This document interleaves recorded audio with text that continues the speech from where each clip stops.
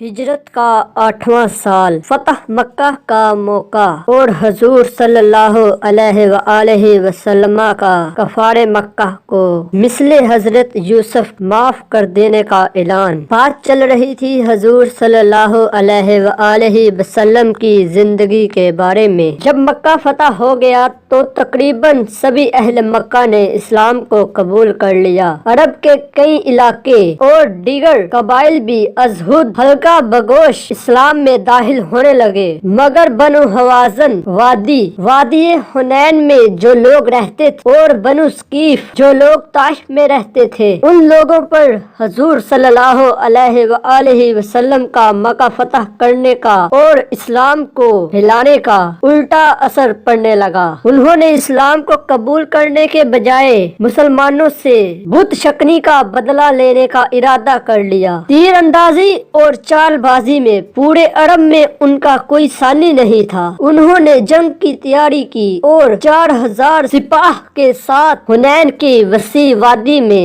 ڈیرے ڈالنے لگے۔ نبی اکرم صلی اللہ علیہ وآلہ وسلم کو جب پتا چلا کہ وہ لوگ حملہ آور ہونے والے ہیں اور وہ تیاریاں کر رہے ہیں، تو آپ نے بھی 12000 کا لشکر تیار کیا۔ ان میں سے 2000 وہ لوگ تھے جو ابھی دین اسلام میں داخل ہوئے تھے۔ یہ پہلی جنگ تھی جس میں مسلمان کثرت میں تھے۔ مسلمان لشکر کی صورت میں جنگ کے لیے روانہ ہوئے۔ 8 ہجری اور ماہ شوال کی رات فجر کا وقت تھا۔ مسلمانوں کا لشکر حنین کی جانب جا رہا تھا۔ پشت کی جانب سے تیروں اور نیزوں کی بوچھاڑ ہونے لگی۔ مسلمان شہید ہونے لگے۔ در حقیقت دشمنان اسلام کو پتا تھا کہ مسلمان اسی راستے سے گزریں گے، اس لیے انہوں نے راستے میں اپنے سینکڑوں تیر اندازوں کو درے کے ارد گرد جھاڑیوں میں عین کر دیا تھا۔ اچانک تیر اندازوں سے سب گھبرا گئے اور واپس لوٹنے لگے۔ گھوڑے سوار پیدل جو چل رہے تھے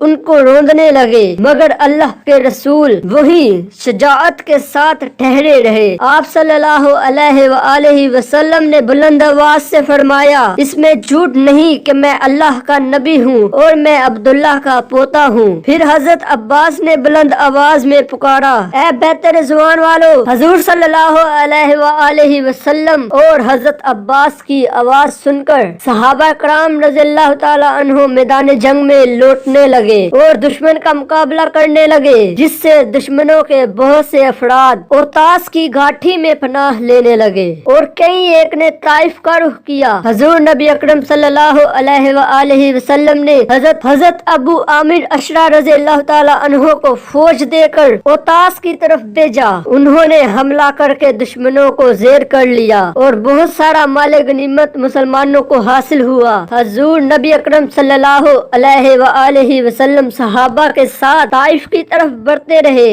اور قلعہ کا محاصرہ کر لیا۔ محاصرین 1 سال کا سامان لے کر قلعہ میں بند ہوئے تھے، اس لیے 30 روز کے بعد محاصرہ کو حضور نبی اکرم صلی اللہ علیہ وآلہ وسلم نے اٹھا لیا۔ غزوہ حنین سے حاصل ہونے والے مال غنیمت کو حضور صلی اللہ علیہ وآلہ وسلم نے صحابہ میں تقسیم فرما دیا۔ غزوہ تبوک حضور نبی اکرم صلی اللہ علیہ وآلہ وسلم کا آخری جہاد تھا۔ یہ ہجرت کے 9ویں سال پیش آیا تھا۔ اس جہاد میں مسلمانوں کو بغیر جہاد کے ہی واپس لوٹ کر آنا پڑا۔ غزوہ تبوک جو ہجرت کے 9ویں سال پیش آیا تھا، اس میں ہوا کچھ یوں تھا کہ شام کی طرف سے آنے والے سوداگروں نے مدینہ میں خبر پھیلا دی کہ رومی عیسائی مسلمانوں سے جنگ کرنے کی تیاریاں کر رہے ہیں، اور یہ بھی خبر پھیلا دی کہ قبیلہ غسان کا رئیس محارس جو رومی حکومت کے ماتحت تھا حملہ کی تیاریاں کر رہا ہے۔ مسلسل خبر ملنے کے بعد حضور نبی اکرم صلی اللہ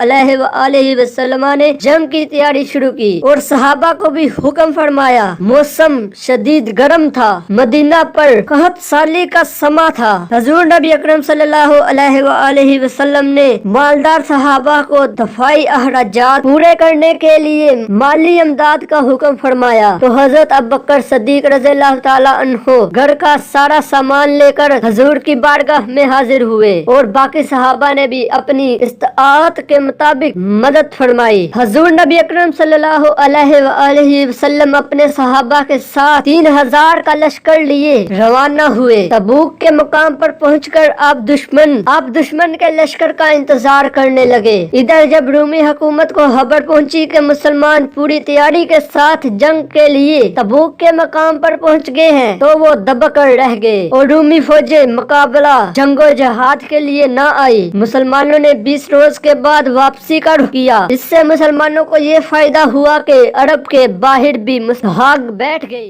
ठहरिए यार, ऐसे ही मत जाइए। आपको हमारी ये काविश कैसी लगी इतना तो बताइए। अगर अच्छी लगी है तो इसको समाजी मीडिया पर फैलाइए। वीडियो को देखने का बहुत बहुत शुक्रिया।